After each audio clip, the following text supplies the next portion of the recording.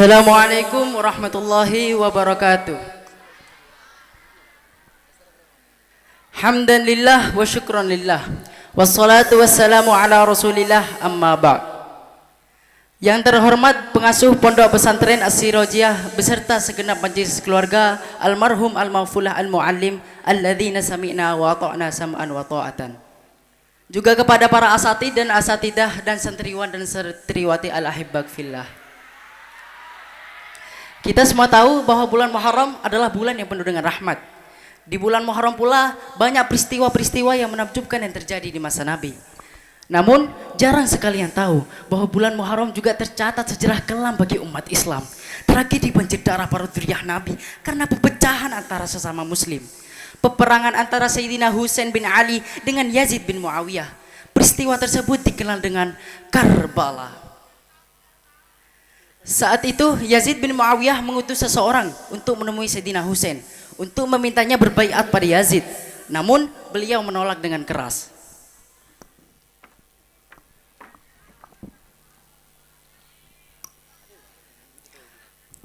Wallahi sampai kapanpun lisan ini tidak akan pernah berbaiat pada Yazid.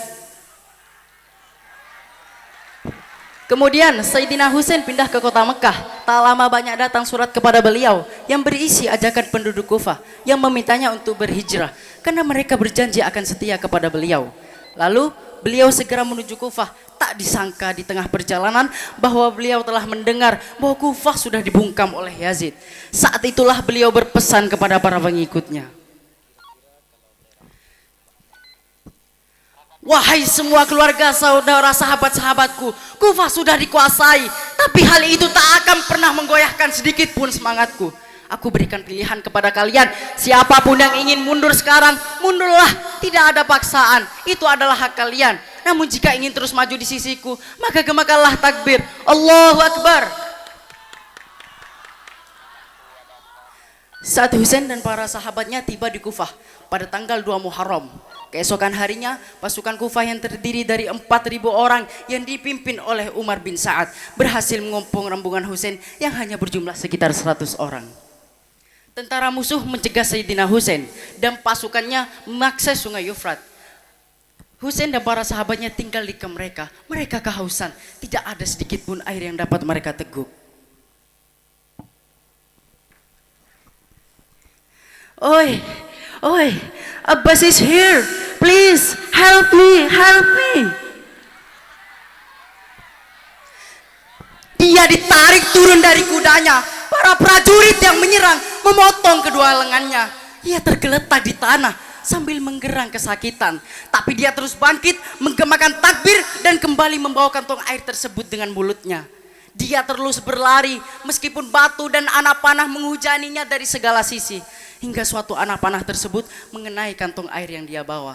Dia mulai kehilangan harapan pada saat itu. Hingga seorang pria memukul kepalanya hingga jatuh ke tanah. Husain segera mendatanginya. Kemudian Abbas meninggal di pangkuan Husain.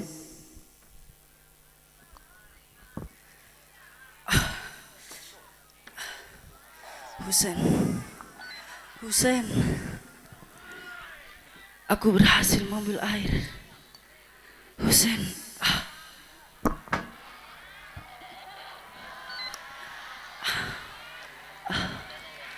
mati di sisimu adalah suatu kehormatan bagiku.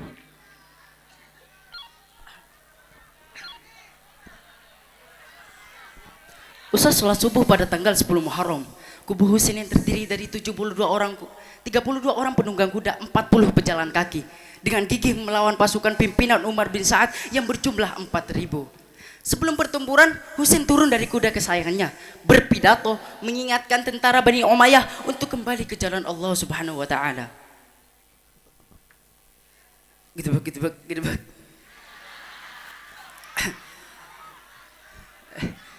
Lihatlah nasabku, pandangilah siapa aku ini. Lantas lihatlah siapa diri kalian. Apakah halal bagi kalian untuk membunuhku atau menciderai kehormatanku? Bukankah aku ini putra dari anak perempuan nabimu? Bukankah aku ini anak dari Wahsy dan keponakan nabimu yang pertama kali beriman kepada ajaran nabimu? Bukankah Hamzah, pemuka para syuhada, itu adalah pamanku? Bukankah Ja'far yang akan terbang dengan 2 sayap di surga itu adalah pamanku? Tidaklah kalian mendengar kalimat yang viral di antara kalian bahwa Rasulullah berkata tentang saudaraku dan aku, mereka adalah pemuka dan pemuda ahli surga. Jika kalian percaya dengan apa yang aku sampaikan, sungguh itu benar, karena aku tak pernah berdusta. Tapi jika kalian tidak mempercayaiku, maka tanyalah Jabir bin Abdullah An-Ansari, Abu Sa'id Al-Khudri, Sa'ad bin Sa'al, Zaid bin Arqam, dan Anas bin Malik yang akan memberitahu kalian bahwa pun mereka mendengar apa yang Rasulullah sampaikan tentang saudaraku dan aku. Tidaklah ini cukup untuk menghalangi kalian untuk menumpahkan darahku. Sungguh kata-kata yang sangat menyentuh hati. Namun hati semua orang ketika itu sudah dibutakan oleh kekuasaan. Hanya sedikit yang berbalik dan mendukung Husain. Pertempuran Karbala ini berlangsung hingga malam hari.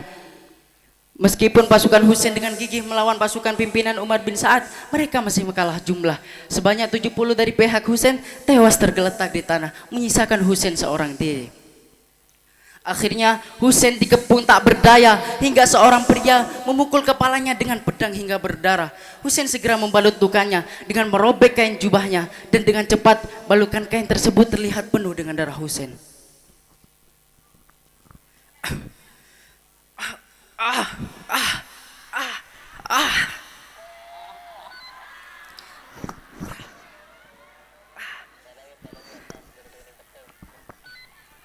Ada kemudian yang melemparkan panah dan mengenai leher Husain. Namun beliau masih hidup dan pergi ke arah sungai karena kehausan.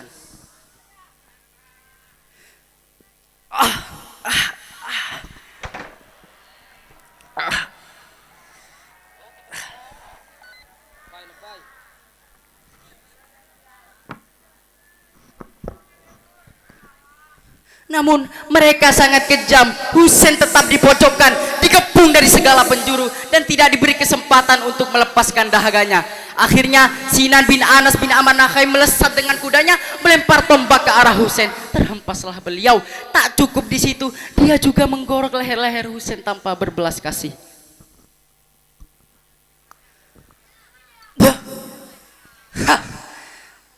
Mampus lu Husain. Sekarang kau akan mati di tanganku.